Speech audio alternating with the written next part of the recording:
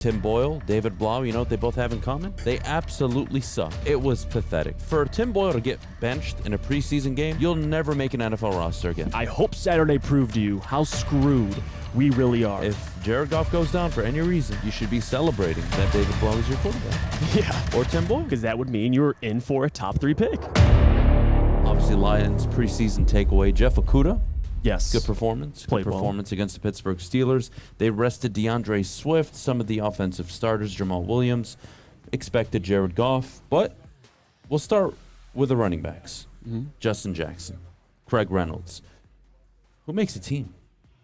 That's a good question. And I think it speaks a lot to Deuce Staley and the job he's been doing in this offensive line. I mean, you have Justin Jackson, who Saturday played well again. Craig Reynolds, someone that I like, and I think Craig Reynolds deserves a spot on this team. And then you have Jamar Jefferson. So if you want to have the discussion, to me, it's still Craig Reynolds or Justin Jackson. Those two guys I personally have liked seeing in this preseason so far. You saw Justin Jackson last preseason game, what do you go for, 7 yards per carry? He follows it up with 5.5 yards per carry. So I think he deserves a spot. To me, the odd one out is either Godwin or Jamar Jefferson, in my opinion. Those two guys are the ones you're probably looking at to get rid of. But it's a deep room, Adam. It really is. It's a deep room. I think Justin Jackson gives you a lot more explosiveness out of the backfield. Not only running the football, specifically his ability to catch out of the backfield. I think that's something you're going to like. He was former Charger. Right. The running back situation is interesting. I don't see them keeping Craig. I think it's Justin Jackson, 100%. I thought he had a hell of a performance. He had some really good runs. Jamar Jefferson had a game, but it's too late. Jamar Jefferson did have a good game, but it was just too late. And at the end of the day, I think you all know exactly where we're going next, which is the quarterback situation, which you should never care about. No. In my opinion. No. Unless you are a Super Bowl contending roster where if your quarterback goes down for 3, 4, 5 games throughout the season, you know what? We need a guy to step in.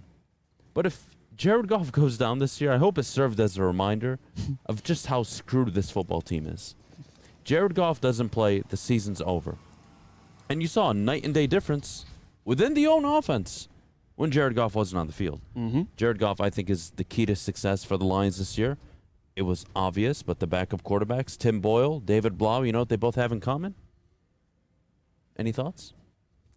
They're both bad. One thing they both close. They absolutely suck. Yeah. It was pathetic. Yeah. For Tim Boyle to get benched in a preseason game where he was getting looked at, where the conversation was, all right, let's see, we're going to make a decision. Right. For you to get benched, you'll never make an NFL roster again. So, No. Tim Boyle, congratulations, buddy. That's what I took out of it, too, and I'm glad you brought it up. How screwed this team would be, or is, if Jared Goff goes down. And I get, people, especially on Twitter last night, I was checking, and they're like, oh, Brad Holmes is regretting not drafting a backup quarterback.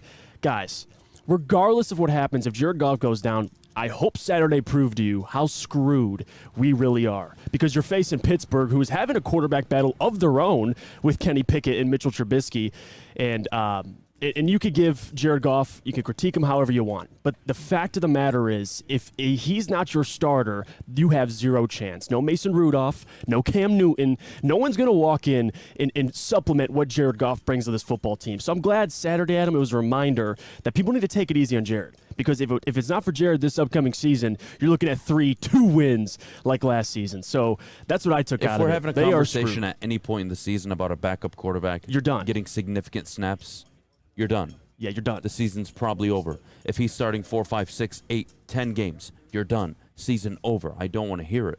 So disappointed, I would say, would be the takeaway from the backup quarterback play. David Blau, look, I know people like him, the Olympic fiance, I believe, if I'm saying it correctly. Yep.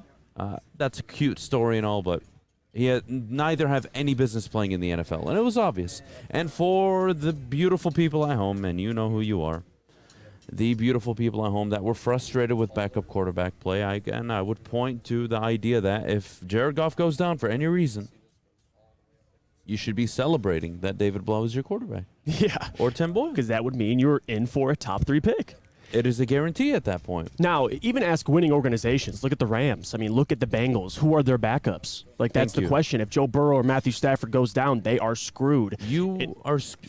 What's the one anomaly in football? Nick Foles? That's the one. Yeah. If people want to keep going back to him. That's not the case. Yeah.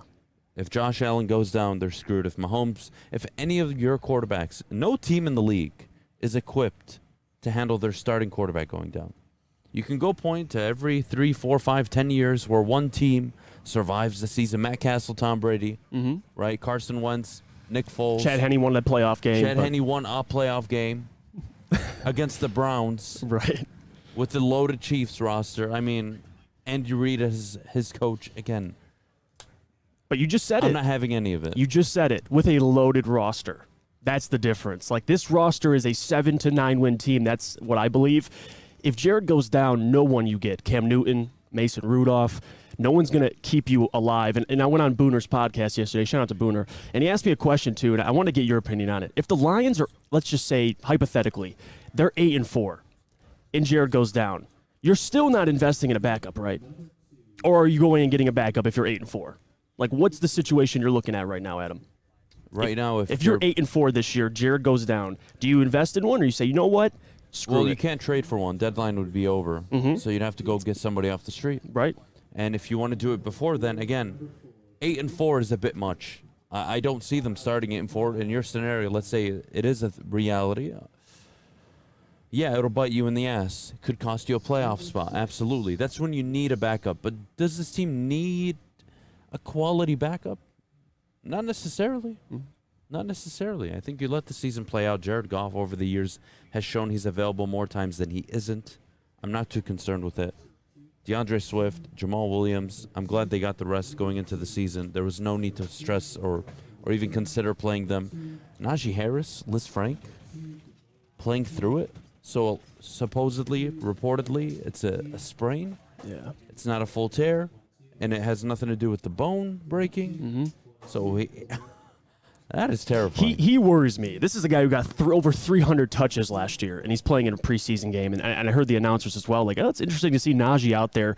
You want him to get, I guess, in shape by playing in a game, but still, to me, for a guy who's probably going to be in the near upper 300s this year in touches, I didn't see why he played much either. So, but yesterday, another thing, and I want to get back to the running backs because it made me think too.